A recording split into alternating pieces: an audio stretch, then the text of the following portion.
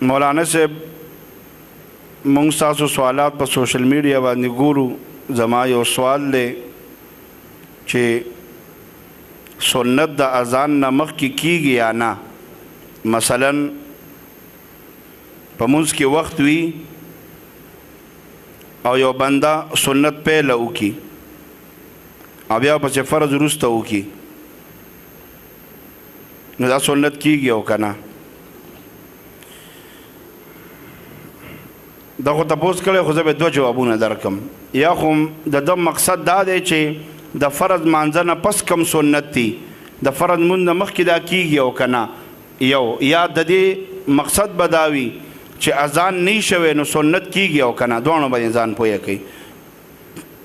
پیغمبر د فرضو نه مخکې څه سنت کړي دي او د فرضو نه پس یې کړي دي، نو چې پیغمبر د فرضو نه پس کم سنت کړي او ته د فرضو نه مخکې کې دا سنت د خدای نه قبلوي، په خپل ټایم باندې به سنت کې.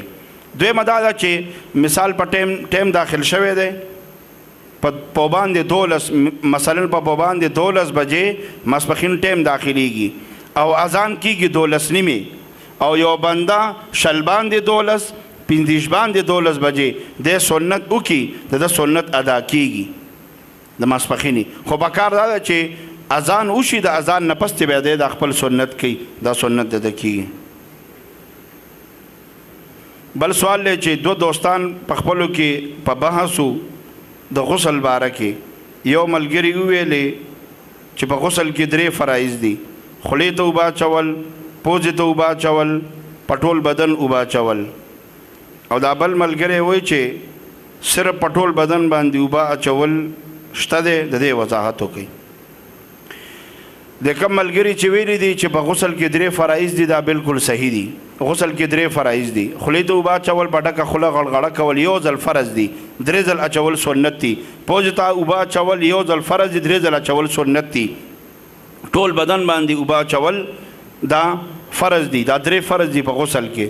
د بل ملګري چې ویلي چې په بدن باندې یو ځل اوبه اچول دا دي او په دې کې خولې ته اوبه اچول، پوزې ته اوبه اچول نشته دی، نو خفه کېږئ مه کېدای شي دا د سنډاګانو د قبیلې نه وي، بس صرف نیر ته وردانګي او لامبي او روځي. لږ د علماو سره چې ناسته کوئ، مسایلو پوښتنه کوئ، ډېر به پوهېږي. اوس دا بنده کېدای شي د ټول عمر دا شی کړی، دا پلیت مردار ګرځېدلی وي، لږ د علماو سره رابطه ښه وي. نو غسل کې 3 فرض دي: خولې ته اوبه اچول، پوزې ته اوبه اچول او په ټول بدن باندې، چې د ویښته برابر یو ځای نه اوچ پاتې نه شي. په واده کې خلک زلمی ته لاس کې ګلان لګوي او د واده په شپه زلمی ته نکریزې لګوي. نو به د دې مسله خو اوس مونږ لږ ساعت مخکې په بیان کې مو ویله، دا نکریزې د چا عمل دی؟ د هندوانو. نو ما خو تاسو ته ویل د هندوانو رسم نه، دا بالکل مه کوئ. سوال چې اذان نابالغ ماشوم کولی شي او که نه، او په مونځ کې څه خلل پیدا کیږي او که نه؟ نابالغ ماشوم امامت جایز نه دی د نابالغ ماشوم، او د نابالغ ماشوم اذان بالکل صحیح دی. چې یو محله کې بالغ اذان نه کوي او نابالغ مونږ نه بریدو، بیا به کوي څوک؟ پیریان به راځي هلته به اذان کوي. پکار دا چې بالغ اذان وکړي. یو نابالغ ماشوم دی شوق لري، شوق، نو چې نابالغ ماشوم اذان وکړو که الفاظ 2-3 غلط مو مونځ باندې هېڅ اثر نه غورځېږي، د هغه تصحیح پکار ده، مستقل به هغه غلط الفاظ نه وایي.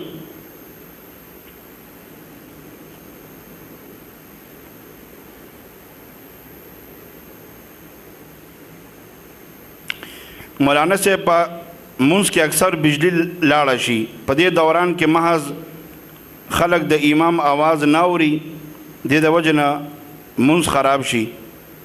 نو دې دوران کې مقتدي له څه کول پکار دي؟ مقتدي له دا کول پکار دي چې اول خو د بجلو والا ته یو 2 دړۍ خیرې وکړي. دا د قرآن نظامونه ولې په مانځه کې بجلی بوځي؟